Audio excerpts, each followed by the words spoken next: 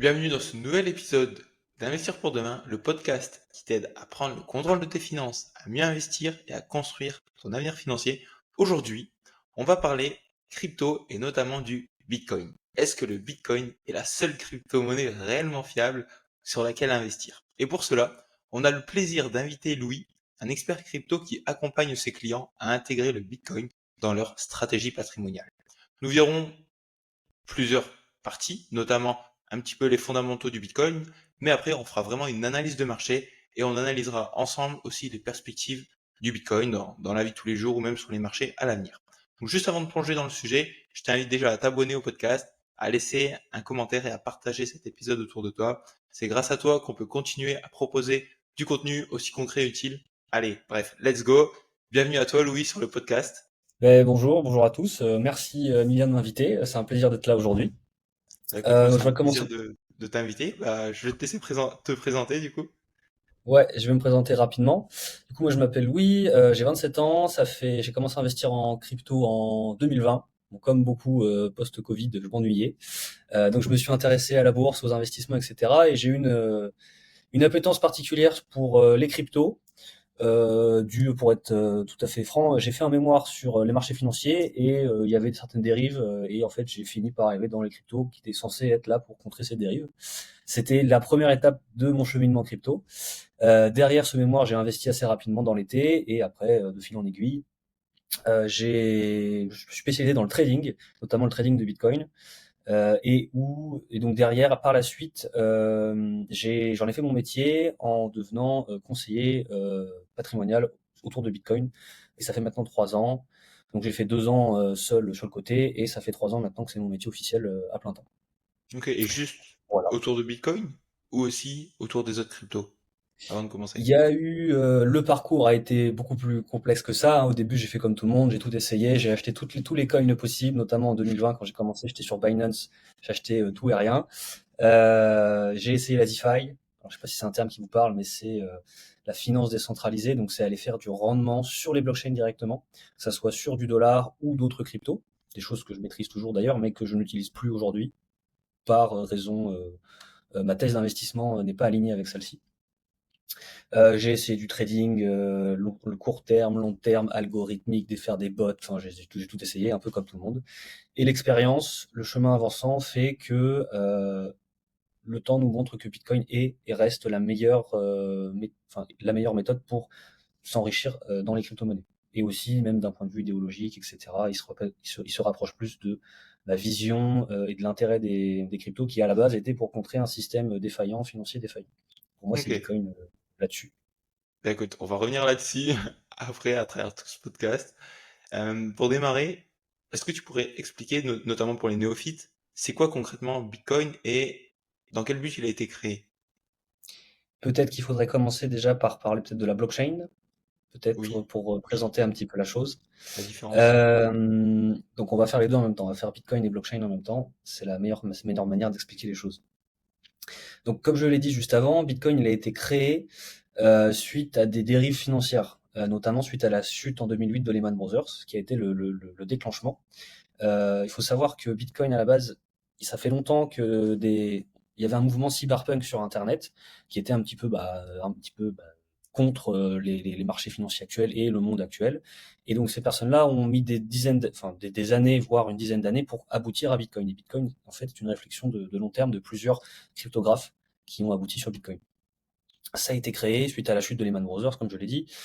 Euh, L'idée de Bitcoin, c'est de récupérer sa souveraineté monétaire. C'est-à-dire que là, aujourd'hui, votre banque, l'argent est dans votre banque, mais c'est votre banque qui détient l'argent, c'est pas vous. Demain, vous êtes un dernier bancaire, bah, votre argent, vous l'avez plus.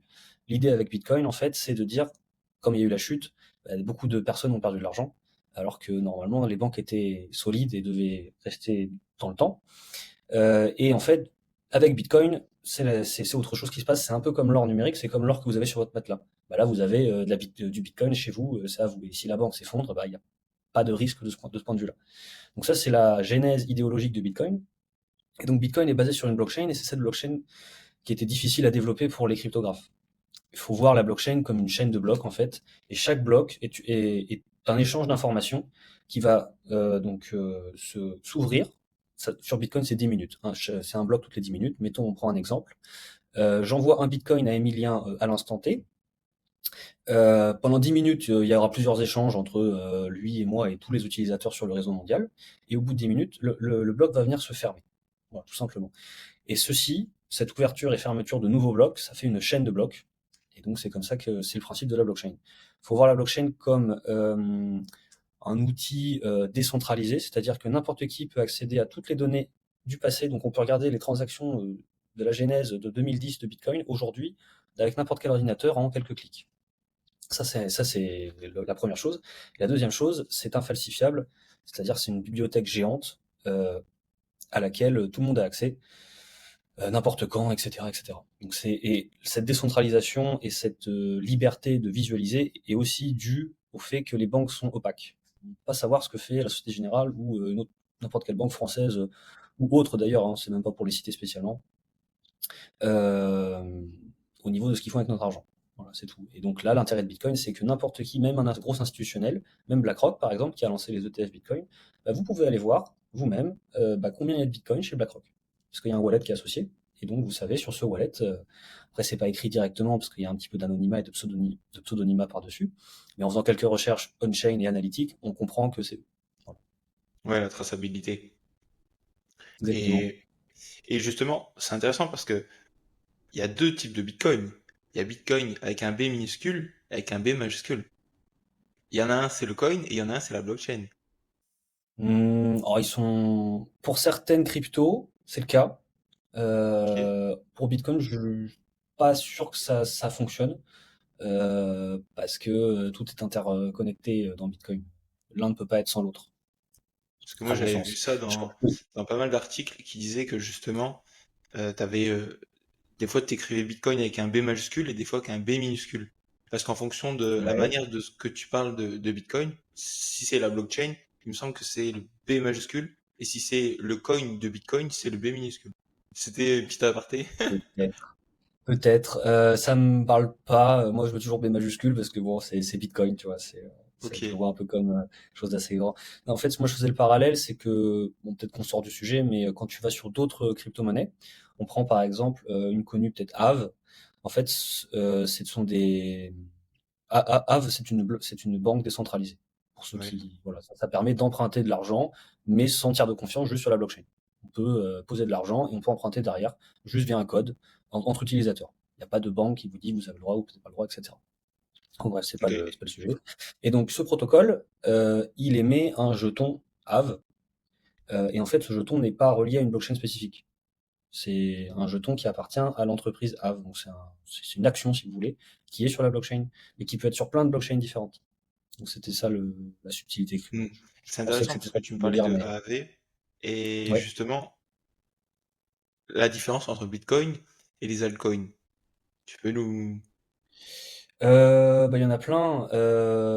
Déjà, Bitcoin est une blockchain. Aave, comme je l'ai dit, n'est pas une blockchain.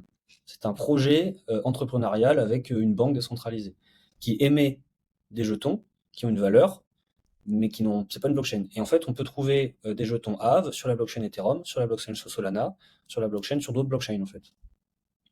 Donc il y a les infrastructures blockchain, Bitcoin, Ethereum, Solana et d'autres, et on a les jetons de projets comme j'ai dit Aave, qui est la banque décentralisée. On a Uniswap par exemple, qui est l'échangeur décentralisé. Donc si par exemple demain toi Emilien tu veux transformer un Ethereum contre 2000 dollars, tu peux le faire de façon décentralisée sur la blockchain en utilisant Uniswap. C'est des projets en fait. Oui. Euh, et donc, quelle est la différence concrète entre Bitcoin et le reste? Déjà, Bitcoin, c'est le premier. C'est le Ouais. premier. Il a pas une supply en français, un nombre limité de Bitcoin disponibles, de 21 millions à terme. Aujourd'hui, on doit être à 18 millions et quelques, je me rappelle plus. Euh, Il y a encore des bitcoins qui sont nouvellement créés toutes les 10 minutes. En fait, dès qu'on a une fermeture de bloc, les mineurs sont récompensés en bitcoin.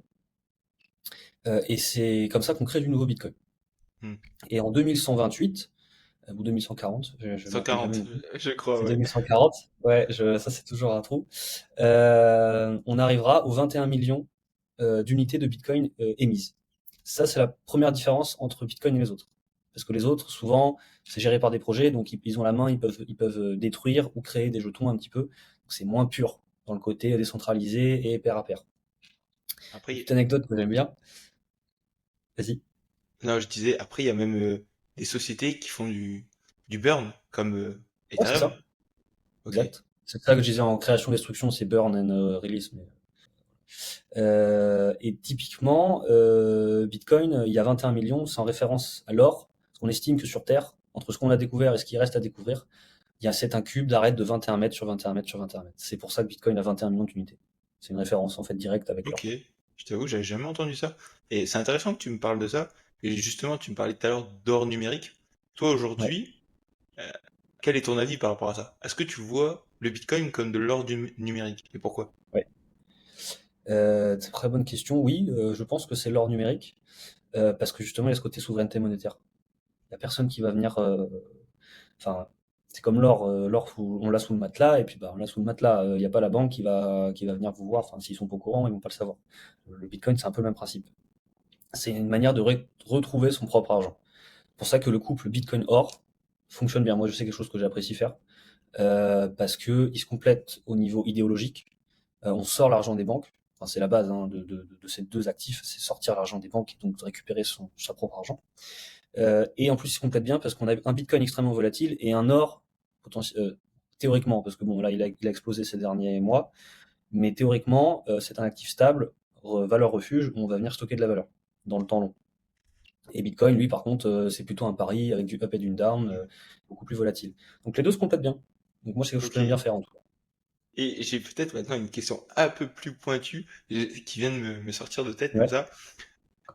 Par exemple, l'or, au XXe siècle, c'était une monnaie. Tu vois, l'étalon or, c'était une ouais, monnaie. ouais. Aujourd'hui, bah, tu peux plus vraiment payer en or. Tu vois, t'as les monnaies fiat, fiduciaires, Ouais. scripturales. Et est-ce que tu penses que, vu qu'on parlait de Bitcoin, une réserve de valeur comme l'or numérique, est-ce que tu penses que Bitcoin va être plus vu comme une monnaie d'échange ou du coup comme une monnaie de valeur de réserve comme l'or? Je pense qu'il sera plus vu comme une monnaie de réserve, comme les l'or. Bah, on l'a typiquement avec les Américains qui veulent faire bah, réserve fédérale de Bitcoin comme ils ont en or. Certains petits pays l'ont fait. On a le Salvador, on a la RDC, ouais, on a la République démocratique du Congo. Et il y a quelques projets des États américains, etc. Je pense qu'on part plus dans cette direction-là. Il y a des initiatives, notamment en Amérique du Sud et un peu en Afrique. Parce que nous, on est européens, on a des monnaies solides. Hmm. On l'oublie, que ça soit on est américain ou occidentaux, on a des monnaies solides. Mais quand on est, je sais pas moi, congolais, peut-être pas le bon exemple. Je prends plutôt l'Argentine. Parce que l'Argentine, je sais qu'ils ont une inflation énorme. Quand tous les mois on perd 20% de sa valeur sur son billet vert, vous faites comment? Donc là, Bitcoin, c'est une super solution. Et notamment en Amérique du Sud, Bitcoin est beaucoup plus répandu et utilisé comme moyen de paiement. Après, ce qui peut bloquer, pour moi, la seule chose qui bloque Bitcoin, techniquement, tout est faisable. On peut envoyer de l'argent à n'importe qui pour des frais ridicules, mais vraiment pour des micro centimes. On peut envoyer des gros volumes euh, ou des tout petits volumes pour aller payer bah, ses courses, ses machins. Voilà. Le seul souci, c'est l'étalonnage Bitcoin avec la monnaie fiat. En fait, faudrait la faire sauter, cet étalonnage. Donc, il faudrait changer notre mindset et ne plus voir une baguette de pain égale 1 euro, égale X Bitcoin. Il faut voir qu'une baguette de pain égale X Bitcoin. On enlève la conversion. Et ça, c'est une mécanique politique qui n'est pas simple à faire, surtout dans nos pays. C'est quand même nous qui avons la majorité du cash donc, et des marchés financiers, etc. Donc, et comme nous, on se tend plus vers une récupération des bitcoins et un stockage en tant que valeur refuge. D'ailleurs, même les bitcoiners en perso, hein, c'est ce qu'ils font. Hein. Les personnes que je peux connaître qui ont du bitcoin, principalement le gardent. Ils ne vont pas le dépenser. Donc, je pense qu'on tend plus vers ça, aujourd'hui en tout cas. Ok, et donc tu verrais plus un moyen de paiement via les stablecoins. Ouais, exact, Ok. exactement. Stablecoin, stablecoin USDT, USDC, pour les plus classiques, ça reste les plus solides et les plus connus sur différentes blockchains, pas Ouais. Bitcoin, mais potentiellement Ethereum et ses layers 2, comme du Polygon, comme de l'Optimism, de l'Arbitrium, ce genre de choses, pour Ok, réduire les ouais. frais. bien sûr. Et également les MNBC, où tu penses que ça c'est un peu une grosse arnaque. On va pas en parler de ça. J'ai pas envie d'en parler. Ok, on va Non, rester bon, sur Bitcoin. on va rester, ouais, voilà, exactement. Non, On mais va rester sur c'est, Bitcoin. ouais, non, on va rester sur Bitcoin, c'est mieux. Ok, nickel. Justement, par rapport au Bitcoin, est-ce que toi aujourd'hui, tu crois au cycle du Bitcoin, le cycle de 4 ans? Ouais, énormément. Énormément. Moi, je pense que beaucoup disent que ça va disparaître. Moi, j'y crois pas du tout. Parce qu'à chaque cycle, en fait, on dit que ça va disparaître, ça disparaît pas. Donc déjà, c'est la première chose. Ouais, Ensuite, Bitcoin est structurellement basé sur ces cycles depuis le début. Il y a des raisons.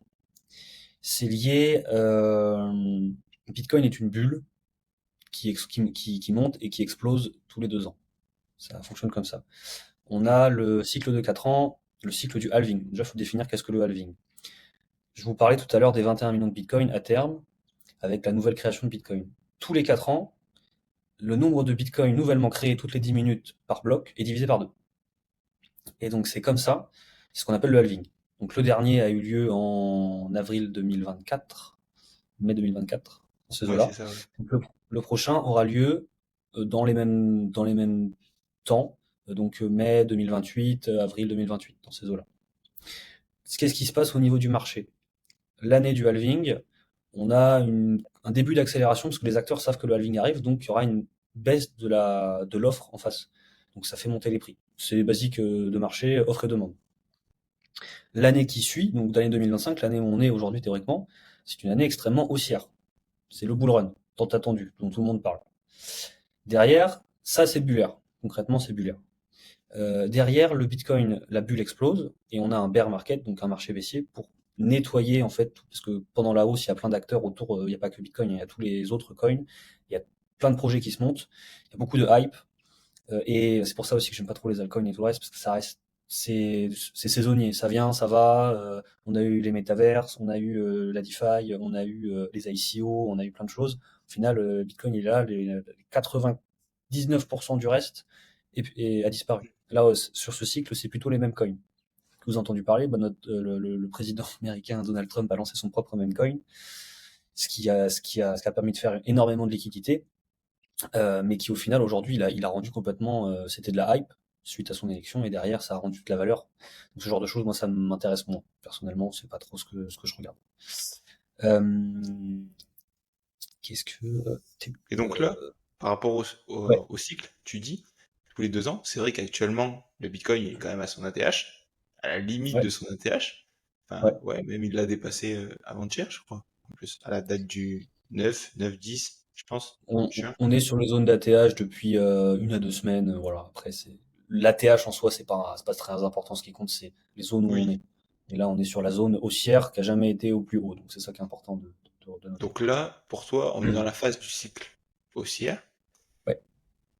Tu penses qu'il y a encore des perspectives de hausse à aller chercher? Bon, encore une fois, Ouais. je préfère prévenir. Euh, Enfin, moi, de mon point de vue, honnêtement, conseiller quelqu'un d'investir maintenant sur Bitcoin, pour moi, quand tu compares le risque et le rendement que tu peux faire, le risque pour moi il est beaucoup plus élevé par rapport au rendement. Par contre, il y a un an, pour moi, c'était totalement pertinent. Après, vas-y, Moi, dis-moi ton je avis. vais te répondre que le risque dans Bitcoin, c'est de ne pas en avoir. C'est le seul risque.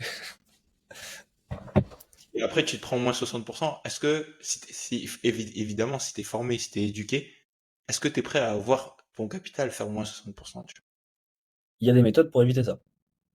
C'est vois? d'ailleurs ce que je propose dans mes choses, dans mes accompagnements. Mais pour revenir à ta question, après je vais développer. Oui, Bitcoin, pour moi, il y a encore une jambe haussière à faire, mais c'est la dernière. Il y aura un dernier spike, une dernière montée. Je pense, alors ce que je dis, ça n'engage que moi, et c'est juste mes réflexions de trader, sachant que ce que je vous dis aujourd'hui, demain, ça peut être complètement faux. Le marché peut s'être retourné et puis c'est fini et terminé. Et je pense, en me basant sur des analyses graphiques et mes réflexions, que le Bitcoin pourrait remonter dans les 150 000. Mais une incursion, et après fini, ampli bagage, et le bear market qui va tout nettoyer et qui va casser beaucoup de portefeuilles et faire pleurer beaucoup de personnes, ce qui arrive à chaque fois, hein. Effectivement. Euh, Néanmoins, ce qui est le plus important de faire, moi je suis convaincu qu'il faut du Bitcoin. Si la hausse peut pousser des gens à l'acheter par effet de gain, et c'est pas grave, il faut y aller quand même. Parce que je pense que c'est important d'en avoir, même si derrière on se prend moins 50%. Parce que il faut quand même avoir du Bitcoin et que dans le temps long, dans 10 ans, il sera ça, les 100 000, ça sera rien du tout. C'est ça ma vision. Moi, je pense que Bitcoin, pas trop regarder le prix. Faut en détenir. C'est Pour, important d'en détenir. Ouais, pour me dire le prix, là, par exemple, sur 50 000, moi, je t'avoue que j'ai une vision à peu près autour de 130, 135 000. Je suis un peu dans la même optique que toi, où j'attends un dernier push. Et ouais. avec la alt season et tout, enfin, en fonction des différents indicateurs que je suis. Toi, aujourd'hui, tu es plus dans l'analyse off-chain ou, enfin, quelles sont tes analyses? Tu fais du off-chain, tu fais du on-chain? Déjà, si tu peux déjà définir les deux, et quels sont tes Ouais. signaux, en fait, pour te dire que tu penses que le Bitcoin ira à 150 000, selon ta propre stratégie, selon tes Alors, investissements. si tu C'est veux, pas un conseil en investissement, on le vous dit tout Ah de non, suite. certainement pas. Là, on discute entre deux experts, on va dire, de marché, et on met nos points de vue en avant, mais pas du tout de conseils en investissement. Alors, j'ai partagé mon écran. Oui, tu peux le faire, vas-y. Tac, Parce que moi, je suis pas mal partager. d'indicateurs, et donc Ouais. bah, ça va être intéressant de pouvoir échanger ça. Est-ce que tu vois bien mon écran? Vous voyez bien mon écran, là, tout le monde? Ouais, on voit nickel, on voit TradingView, impeccable. Alors, sur quoi je me base? Bon, les Fibonacci, les fameux Fibonacci, alors je sais pas si tu connais, c'est des Oui, retracements de oui, Fibonacci. Fibonacci, oui, avec 61. Et donc, sur quoi je me base? En fait, je me base là-dessus. J'ai mes extensions, hop. Et donc, en fait, voilà. Alors, c'est pas ce que je fais T'es principalement d'habitude. sur l'analyse technique, ou tu fais aussi de Je ne fais l'analyse que de macro. l'analyse technique. Je ne fais que Ok. de l'analyse technique.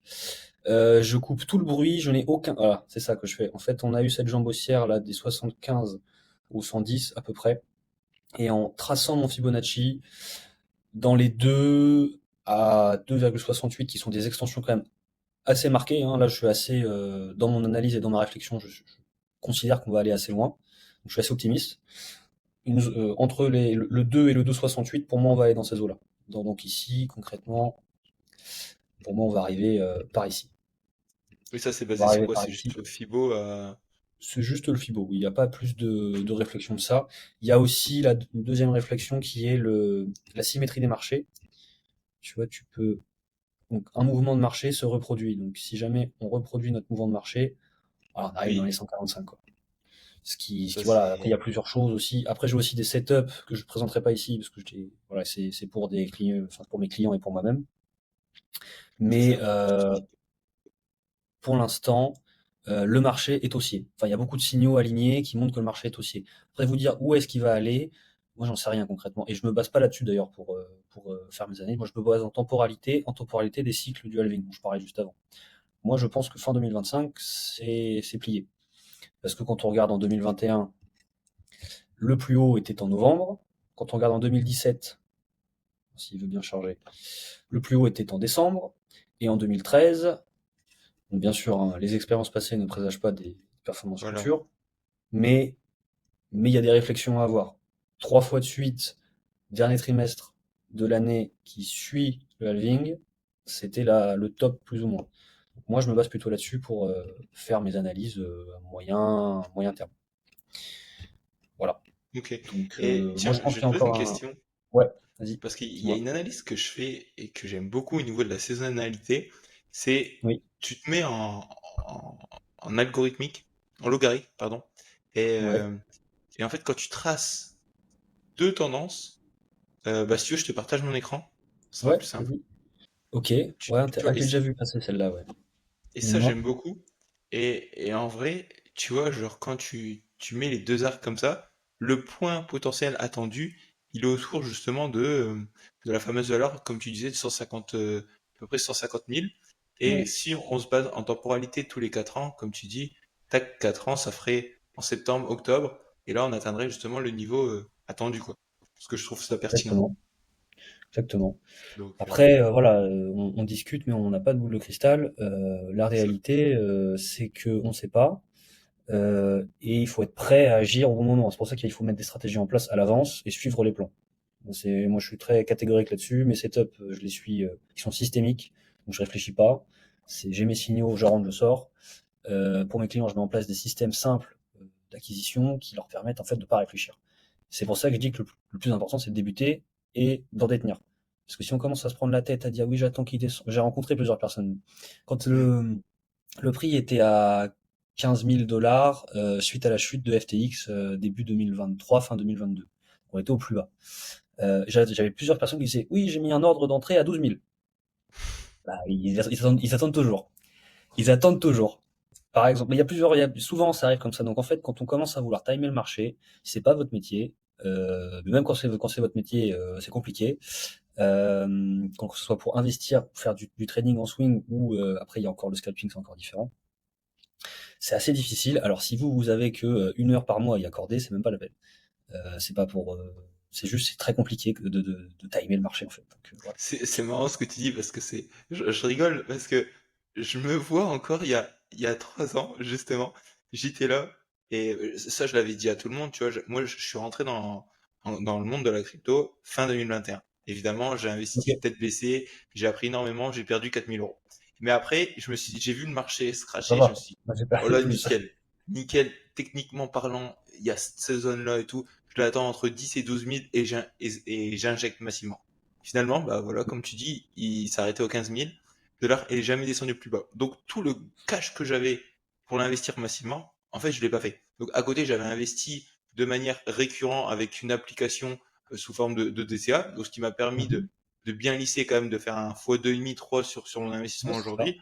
Mais le C'est ça. gros de ce que je voulais investir, bah au final, malheureusement, je l'ai pas investi. Pourquoi? Parce que j'ai voulu timer le marché. Et ça, c'est vraiment quelque chose qu'il faut éviter C'est de faire. c'est l'erreur. Déjà, il y a l'erreur des prix psychologiques. 15 Mm. 000, 100 000, 150 000. On n'arrive jamais à ces niveaux-là parce qu'en fait, les market makers, ceux qui gèrent le marché, ils le savent très bien. Il faut penser que nous, on est des pigeons et que le seul intérêt du market maker, c'est de nous prendre notre argent. Déjà, 95% des gens perdent pour 5% qui gagnent. Donc en fait, on n'est pas du bon côté. En plus, on a ni les cerveaux des ingénieurs qui sortent des meilleures écoles du monde, on n'a pas les milliards et on n'a pas des équipes qui font plein temps avec des algorithmes, etc., etc. On est juste là, des humains qui essayent de faire un petit peu de sortir un peu de l'épingle du jeu. Pour faire simple, pas trop se prendre la tête. Et comme tu le disais, l'achat récurrent Bitcoin en 3 ans, tous mes clients ils ont fait x3. C'est pas compliqué. Ouais, Hein. voilà, c'est Voilà, c'est clair. la meilleure chose à faire sur ce genre d'investissement. Tant que Et l'actif il est haussier structurellement dans le temps, bah, ça fonctionne. Et en fait, oui, ce qu'il faut après, déclencher, si l'ATH peut vous pousser à vous déclencher une FOMO, donc l'envie d'investir de façon extrême, eh ben, c'est pas grave. Si vous faites le DCA, c'est pas grave. Vous allez gagner sur le long terme. c'est ça. Et Voilà. toi, du coup, t'es plus dans l'optique, parce que ça, c'est par rapport à tes clients, mais de Ouais. toi, de ton propre investisseur, t'es plus dans une optique long term holder ou holder, mais durant les fameux cycles. Et tu optimises Alors tes investissements pendant les cycles. moi, je fais tout. Je fais du hold 100% pur. En fait, j'ai trois stratégies en gros. J'ai une stratégie où je suis en trading plus ou moins actif avec du swing, avec des stratégies que j'ai. Ouais. Euh, une, euh, un autre tiers où je suis en Bitcoin hold basique, comme pour mes clients, je suis le DCA, j'y vais. Ok, ouais. Et ça marche très bien. Et après, j'ai une autre poche où là, j'essaye de timer avec les cycles du halving. Ok, Voilà. ouais, Donc, avec les en cycles, ouais. gros, bah, pour donner une idée, je suis rentré en octobre 2023 dans les 25-30 000 dollars. Voilà. Et après, l'idée, moi, c'est de revendre dans la temporalité, donc fin d'année 2025, pour ensuite récupérer le cash, faire le dos rond et réinvestir dans 1 an et demi après, une fois qu'on a vu le top. En gros, c'est un peu Voilà, ça ma stratégie. c'est ça. Ok. De toute façon, souvent en crypto, quand on commence, on se casse un peu la tronche. Donc si on peut éviter que certaines personnes qui nous écoutent puissent éviter ces erreurs, c'est cool. Oui. Et tu me parlais des indicateurs. Et est-ce que tu suis, par exemple, est-ce que tu connais le site Look, c'est quoi? Look Into Crypto. Attends, je sais plus c'est quoi. Euh, En fait, c'est c'est un quel type site qui d'indicateur? permet de voir des indicateurs comme le MRVZ, tout ça, le P-score. Est-ce que tu regardes ça ou pas du tout? En fait, c'est comme au début, quand tu commences la crypto, t'essayes tout, le trading c'est pareil, tu testes tout, et au final, je me base quasiment que sur l'analyse du prix. Je revois Ok. tout dans les bougies, et j'ai deux, trois indicateurs que j'aime bien, et puis c'est tout. Je regarde plus Non, rien. parce que je te dis ça Vas-y. parce que moi je les suis et je trouve ça vraiment pertinent parce que c'est pareil, tu vois. tu as des récurrences chaque année en fonction de Ouais. la situation émotionnelle, en fonction du prix réalisé moyen par rapport à son historique. Et à chaque fois, quand ça arrive dans une certaine zone, ça fonctionne. Et c'est pas de la, je sais pas si c'est de la magie, mais voilà. Si, Après, c'est les risques du marché aussi. C'est possible que ça si tu fonctionne veux, pas cette année. moi j'ai fait mon setup, j'ai fait ma manière de faire, parce que j'ai aussi des bonnes corrélations. Oui, Mais chacun sa manière d'appréhender le marché avec ses indicateurs. Moi, j'aime bien aussi tout ce qui est indicateur de sentiment avec le ratio long-short. Donc, quel est le pourcentage de personnes qui sont haussières, quel pourcentage est baissier. Les funding rate, donc c'est les taux de financement. Est-ce que il est majoritairement haussier ou baissier? Ça permet aussi d'indiquer ce que pense la majorité des gens. Sur des choses, c'est des choses que j'aime bien. Mais dans les faits, je les utilise pas. Je te dis, ouais, j'utilise que le prix. Le ok, prix, j'ai pas Twitter, j'ai pas Telegram, j'ai tout enlevé. Je regarde oui, le base sur le graphe et ça se passe beaucoup mieux qu'avant où j'avais beaucoup d'infos. J'avais 15 000 pages ouvertes avec différents sites. J'avais des sites pour le sentiment, j'avais Coinalize, j'avais les trucs pour les zones de liquidation, j'avais Kingfisher. J'ai pu avoir aussi plein d'indicateurs sur mon TradingView. Aujourd'hui, j'ai même plus besoin de l'option payante TradingView. Tellement j'ai recentré, en fait, c'est comme mon recentrage sur Bitcoin. Je fais pareil dans mon trading. J'ai tout recentré sur un ou deux indicateurs, ma vision du marché, et c'est à peu près tout. Et ça marche ok. beaucoup mieux. Mais Et avant, il y a eu j'ai tout fait aussi, c'est la connaissance qui me permet de restructurer sur ce qui m'intéresse et ce qui me parle à moi. Mais chacun sa façon de trader, chacun sa façon d'appréhender le marché. Très important de notifier. Et maintenant, quelle est ta vision de Bitcoin? Dans le sens où, quelle place aura Bitcoin pour toi dans les 5-10 prochaines années? Réserve mondiale comme l'or. Réserve à fond, genre tu le vois pas s'intégrer dans notre quotidien. Non, comme je l'ai dit juste avant, politiquement, enfin, il pourrait. Non, pour moi, ce serait stablecoin. Pour une Ouais. intégration des systèmes de paiement international, pour payer nos courses, ces trucs-là. Les blockchains sont adaptées, elles sont très peu chères en frais aussi. Voilà. Je pense que Bitcoin, c'est vraiment une réserve dure de, de valeur. Par contre, tu le verrais bien justement pour, comme tu dis, réserve de valeur, mais aussi pour des réserves d'entreprise. Enfin, les entreprises, elles mettraient Ouais. ça en trésor, en réserve. Exactement. Bah, c'est ce que je fais avec certains clients, par exemple. On fait investir de la trésor. Pour la trésor d'entreprise, pour moi, il y a deux options intéressantes. Il y a le dollar tokenisé, USDT, USDC, qu'on peut positionner sur de la liquidité en DeFi, donc en finance décentralisée. Faire du rendement 10, 15, 20% sur son dollar. Ça peut être intéressant si on veut s'exposer aux devises, etc. Et en plus faire du rendement dessus. Ça dépend de son volume, ça dépend de plein de choses, hein, bien sûr. Et deuxième option, avoir une petite réserve de Bitcoin aussi, un investissement dans une entreprise, comme avoir, faut le voir comme de l'or, hein, un petit peu, sauf que l'avantage, c'est que avec une clé numérique, on peut prendre beaucoup plus de valeur, alors que l'or, si vous voulez partir avec 10 kilos d'or, ça va être compliqué. Ça va être Ça va être compliqué. très compliqué, ouais, effectivement. Alors que Bitcoin pouvait avoir la même valeur dans une petite clé USB qui centralise plusieurs millions ou Hmm. quelques dizaines de milliers d'euros, ça dépend bien sûr de ce que vous faites, mais euh, Ouais, ouais, t'es maître de tes propres cryptos. Maintenant, il faut bien aussi gérer tout ça. À titre personnel, donc là, c'est encore une fois à titre personnel, quelles sont ouais. tes convictions, toi, sur le prix du Bitcoin? On parlait de 5-10 ans. Par exemple, au prochain bull run. Je répondrai pas forcément à cette question parce que j'en sais rien en fait. J'en ai Ouais, voilà. aucune idée. Bonne réponse. Je, C'était la bonne réponse. non, mais je comprends pas. Moi, il y a beaucoup de gens célèbres, genre Eric Larchevêque souvent il dit oui, 300 000 bientôt, Bitcoin un C'est million, clair. etc. Oui, peut-être, j'en sais rien. Enfin, même ça Mais voilà. m'intéresse même pas. Moi, j'en ai. Si ça arrive, je suis content. S'il arrive à 250 000, je suis quand même content. Hmm, S'il reste à 120, bah, je suis quand même content parce que je sais que j'en accumulerai plus pour moins cher, etc., etc. Donc en fait, c'est clair. pour moi, c'est un faux sujet. C'est un faux sujet. Et pour une personne qui aimerait en apprendre beaucoup sur le sujet du Bitcoin, est-ce que toi, tu connais aujourd'hui des ressources qui seraient pertinentes? Genre des livres ou même des vidéos Euh, ou...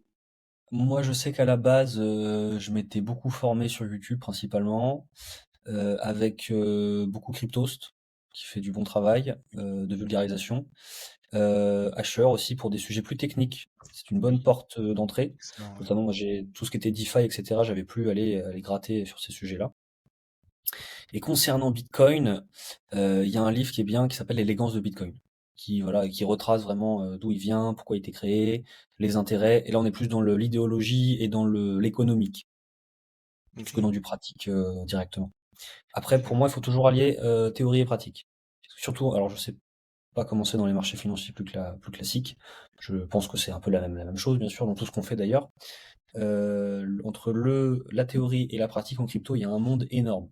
Parce qu'entre ce qu'on pense qu'on a compris et ce qu'on fait réellement quand on a les différentes choses sous la main et qu'on essaye d'agir sur des protocoles ou s'envoyer de l'argent ou n'importe quoi, il y a un monde. Donc moi, ce que je vous inviterais à faire, c'est oui, vous former, vous cultiver déjà sur ces sujets-là, et après faire.